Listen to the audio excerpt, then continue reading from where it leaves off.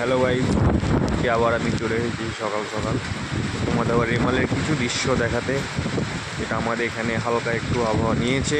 আমাদের এদিকে যাওয়ার মতো কথা ছিল না, তাও এদিকে হালকা একটু আবহাওয়া নিয়েছে। কালকে রাত থেকে প্রচণ্ড হারে বৃষ্টি হচ্ছে, এখনও পর্যন্ত চলছে। এখন বাজে তোমার সকাল 7টা। দেখো একবার, তোমরা দেখলেই বুঝতে পারবে যে কী অবস্থা চলছে।